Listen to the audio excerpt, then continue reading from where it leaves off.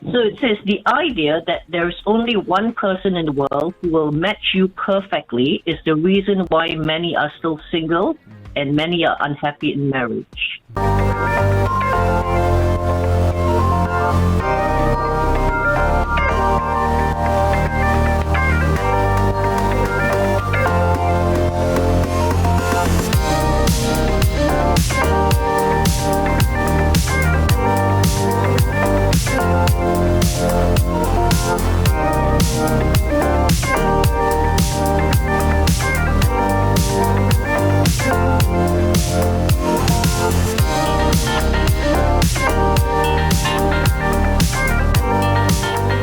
And guess what? Joining us this morning, we're coming to our book analysis with the one and only Petrina Ten. Good morning, Petrina Ten. Good morning, Robert. Good morning, Hugo. Hey. And good morning, all the breakfast show listeners. Now, Petrina, guess what? There is no Hugo today. The Brazilian Clark Kent has sorry, gone. Hercules. I meant Hercules. Yeah, Hercules. Good morning. Yes, it's been a while. Yes, now, Petrina Ten.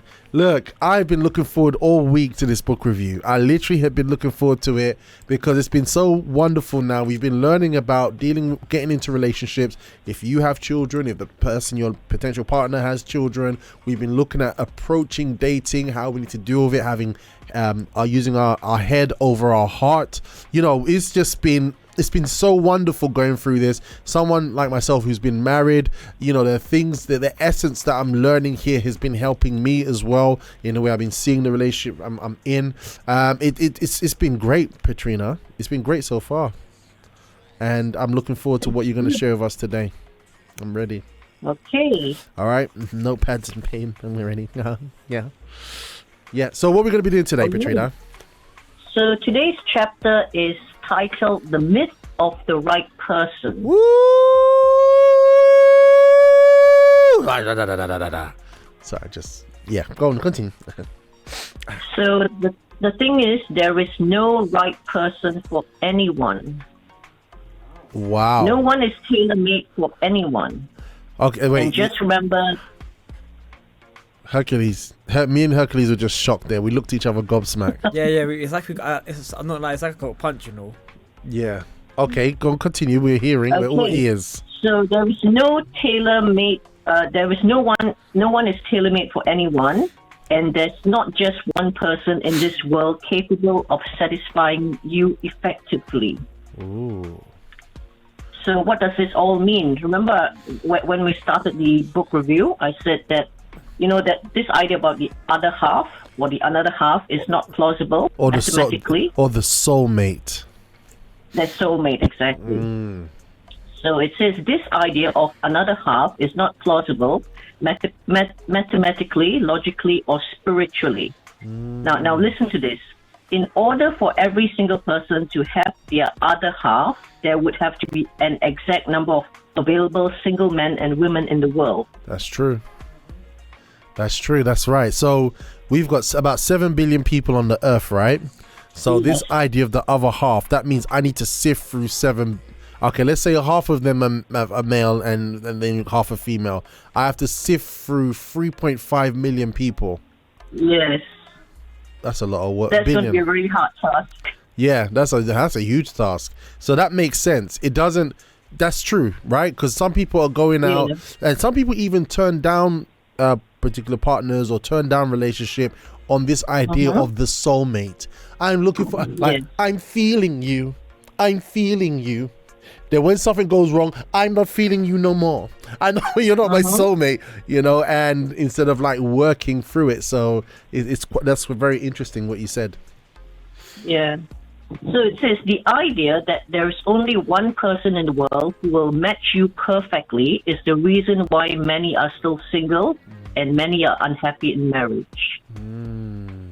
Oh my God. So do you think that there are people who are married right now, or they're in a very long-term relationship, and in the back of their mind, they're like, I'm not happy here. This person isn't my soulmate. My soulmate is still out there.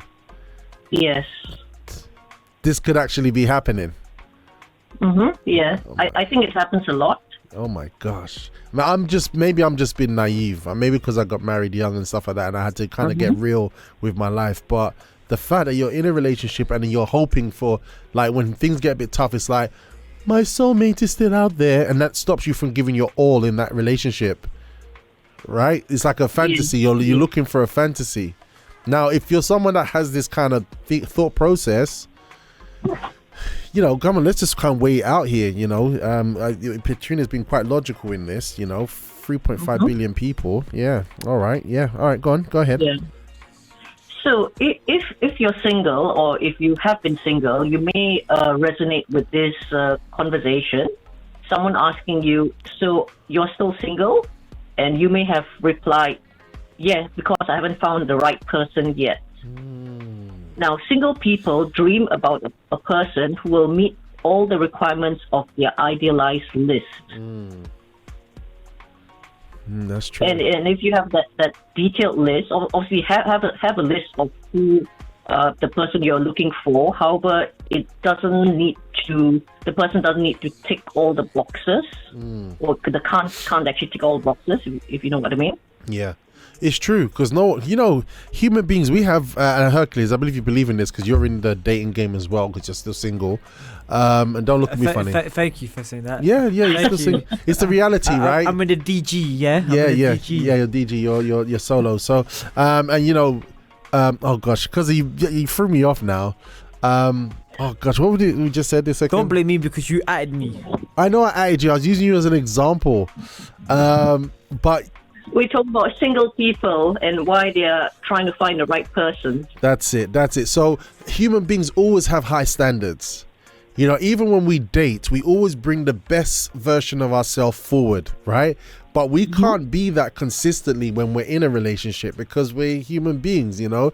We are going to wake up in the morning with bad breath, right? We're not always going to get that perfume fragrance, you know, that we're going to put on every single moment of every day.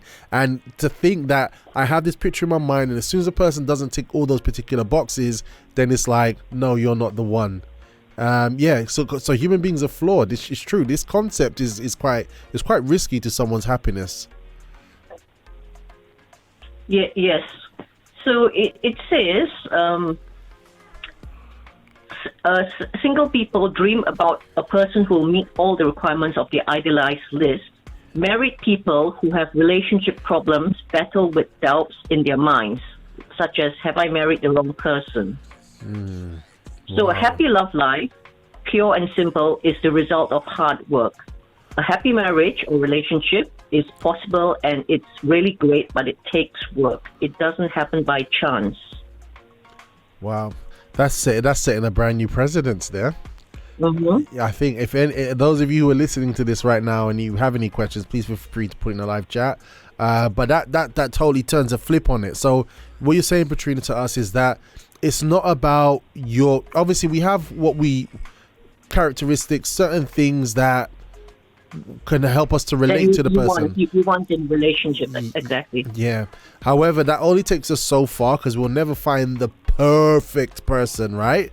Yes. And so it, like anything, like whether we've got a garden, whether we want to get into shape, whether we want to have a healthy body, it requires work. It's like it's part of the law of living, right? Whatever, anything good we want, we have to work at it.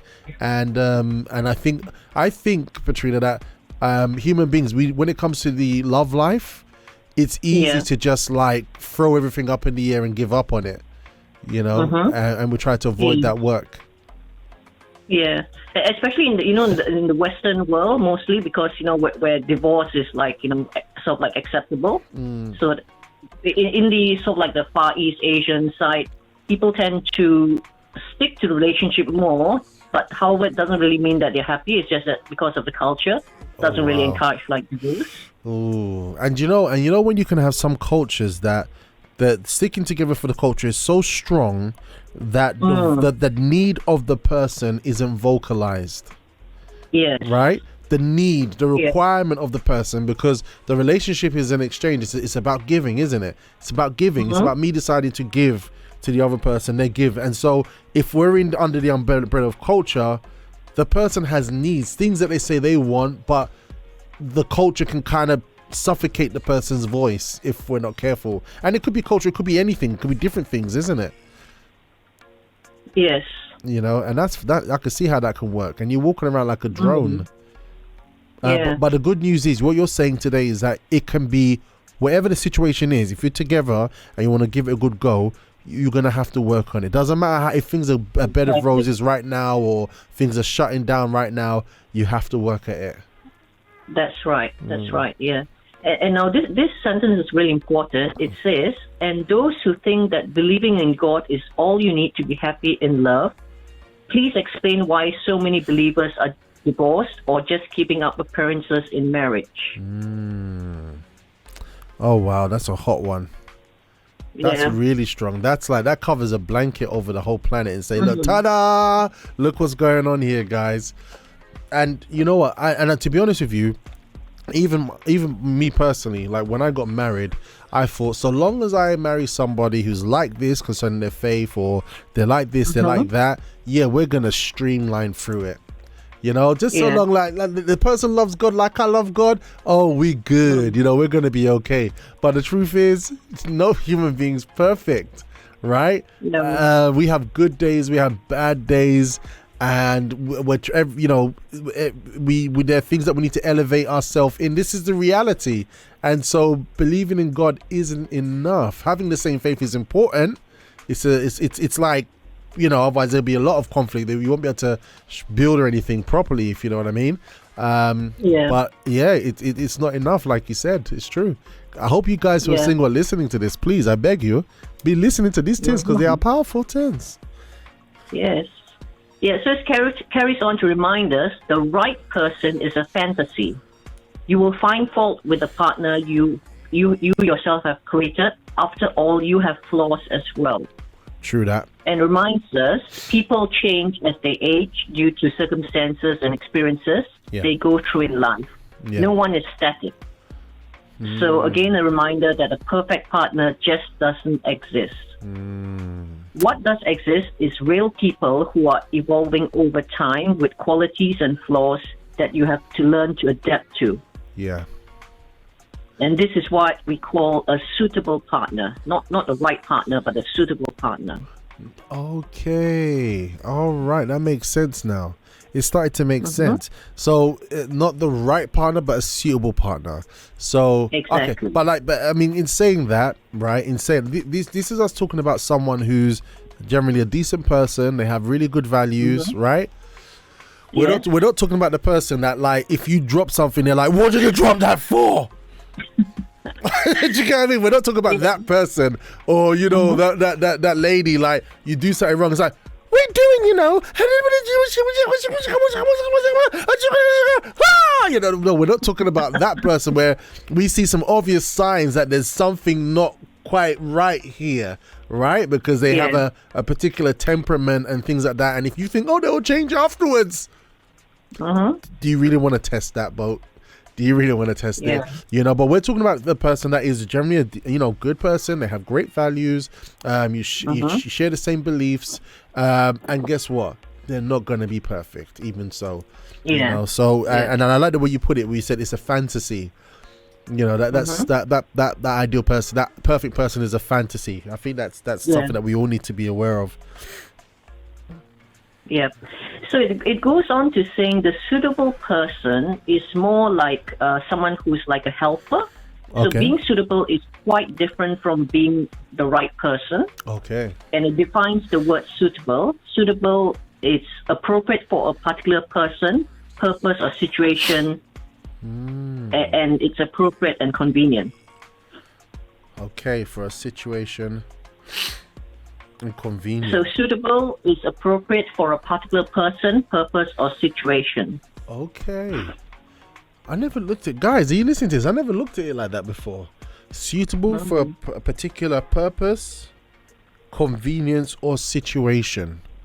So okay, I think I'm starting to understand now. Because like, supposing you have one individual that they're very driven. Wait. Actually, before I go into that, I think that's why during the dating process, finding out the person's goals and ambition is so important, isn't it?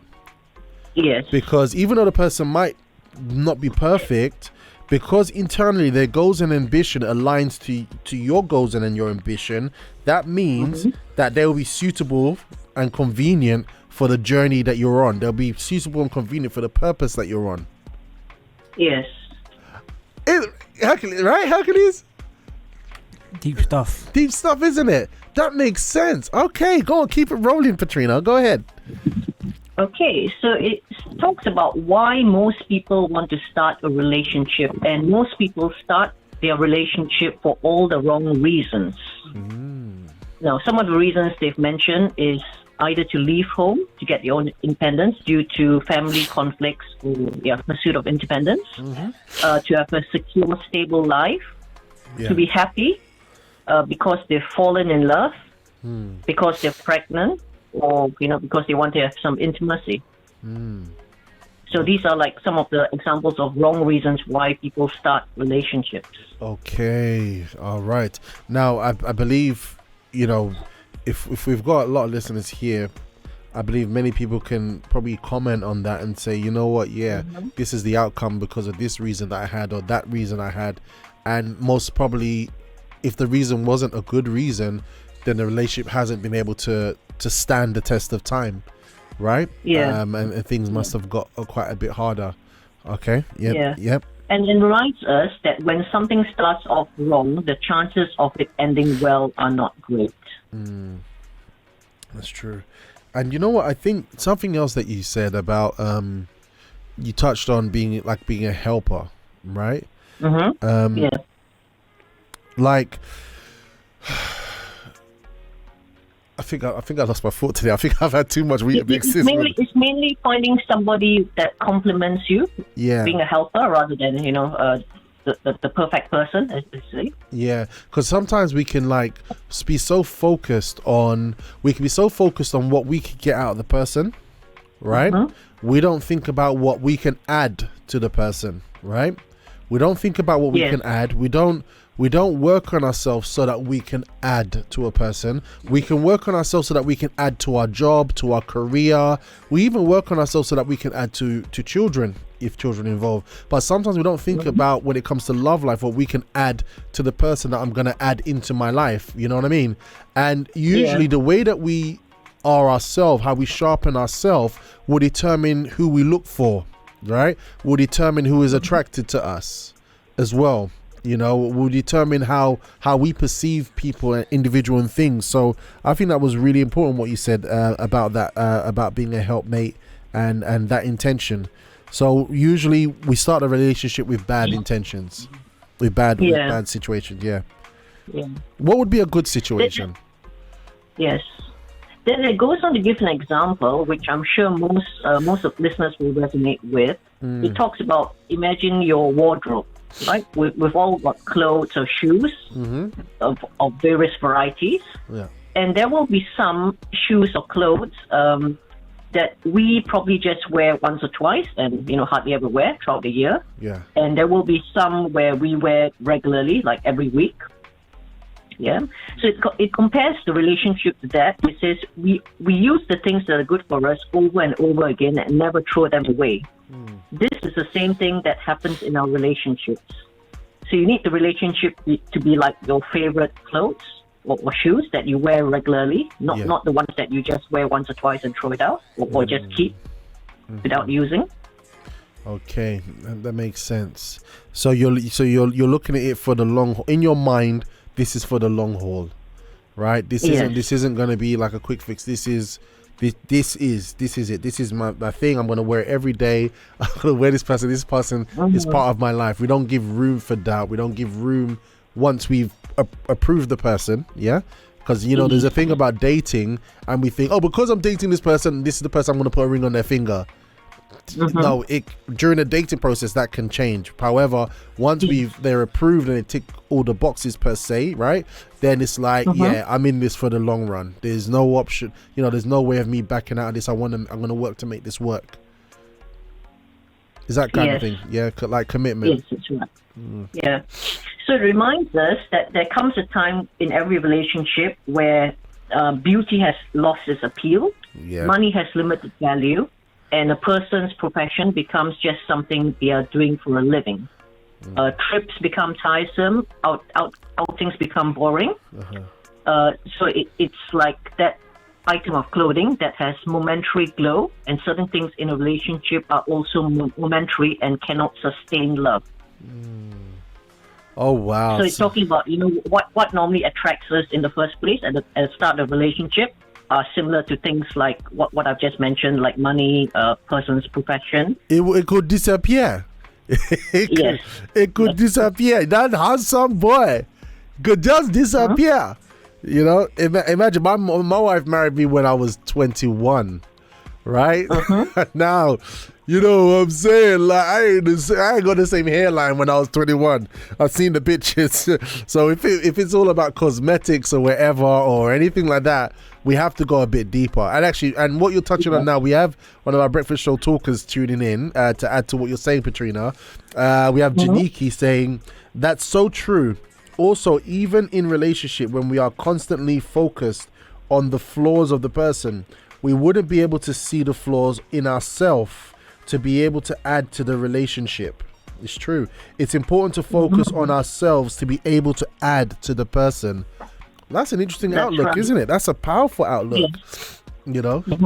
Yeah. Okay, keep it going. That's good. Thank you very much for that, Jinky. It says what really stands are things that our partner gives us, which we need and enjoy daily, and maybe sometimes take for granted as well. Things like peace, attention, understanding, help, friendship, support, respect, joy, care, amongst others, which will never get old, go out of style, or make us tired. Wow, and that's just kind of emphasizing on what Janika was saying right there, isn't it? Peace, someone who brings you... These are more like the intangible sort of things that, we take for granted most of the time. Yeah, it's true. And focus on the flaws of the person. If you're focused on the flaws of a person, you're not going to be interested in giving them peace. Right? Yes. If you're focused on you're not gonna give them the attention that they should have. You're probably gonna see them as being annoying, right? And you'll be annoying to them.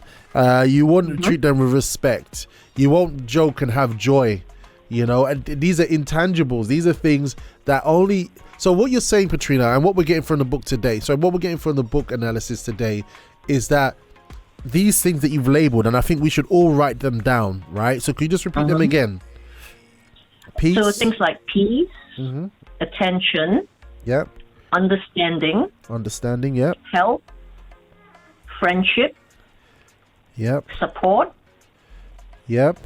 respect, joy, and care. Amongst others, which will never get old, out of style, or make us tired. All right. So now here's a question for all of us today. Are we giving, or obviously when you're dating and you're thinking about a person, you just see flowers and roses and all that kind of stuff. But here's one for those of us who are in a relationship or a long-term relationship. Are we giving that person peace? Are we adding to that person attention? Are we giving that person our proper attention? Are we being understanding to them? Are we interested in what they have to say, even the things that probably are not in line with what we are interested in? Are we giving them that respect? Are we interested in adding to them joy? Are we interested in caring for them? Are we interested in helping them to achieve their dreams, their goals, in the things that need to happen day to day?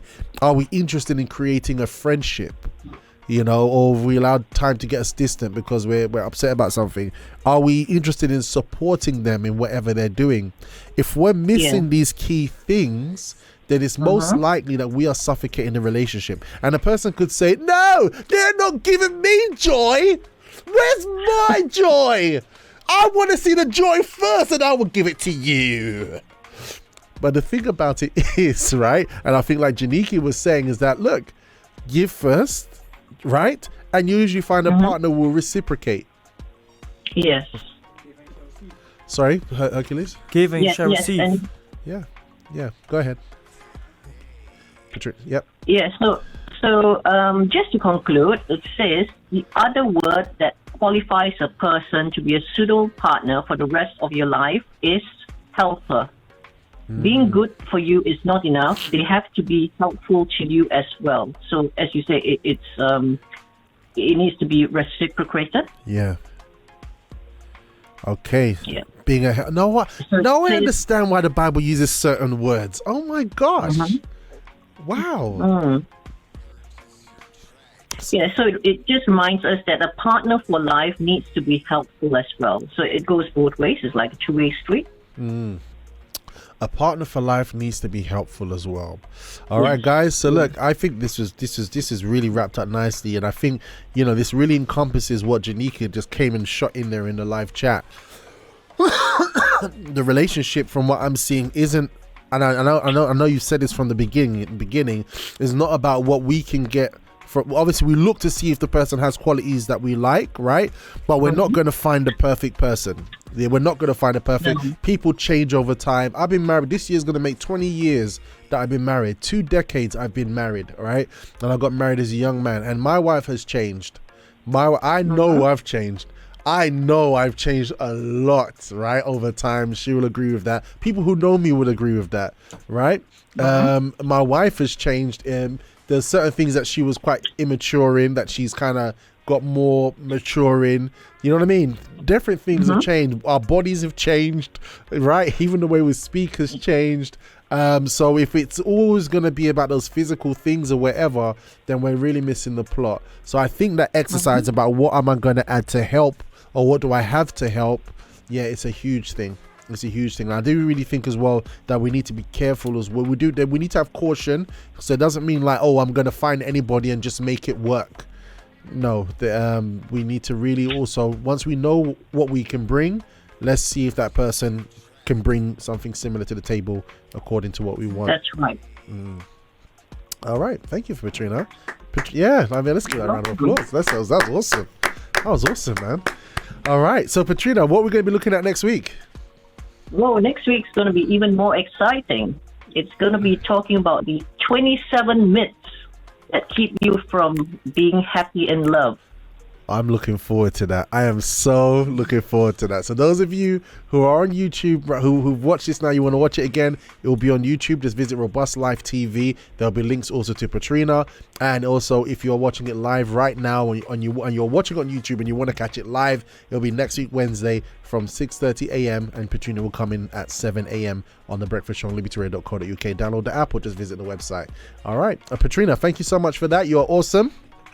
You're welcome. Thank you. All right, and now we have your other half. Yes, your other half, the other part of you, your other soulmate. Okay, which is the one and only Ronald. Good morning, Ronald. Good morning, mate. How are you? I'm very well, thank you, Superpower. Very well. Well, you know what? I've got a question. When we come back, I've got a question for you that I really urgently need your help with. Yeah. Sure. And also, I'm gonna be showing everybody like the celery challenge. I brought some celery in today just to show them quickly how you told us to do it, because some people are just asking. Yeah. So we'll just go for a very quick break, and we're gonna come back with you in a moment. Yeah. Fantastic. All right, guys, let's do this. This is your breakfast show. Let's stay powerful, stay robust. We'll be right back in just a moment.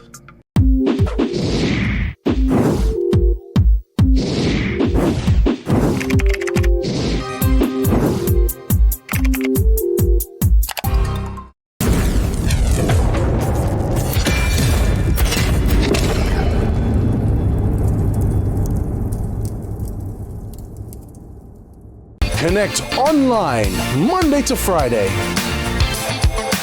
with special guests for inspiration, motivation to start your morning right. Music, banter, fun and laughter. Connect when you start your mornings with The Breakfast Show. Only on libertyradio.co.uk. That's right, The Breakfast Show is back. libertyradio.co.uk from 6:30 a.m.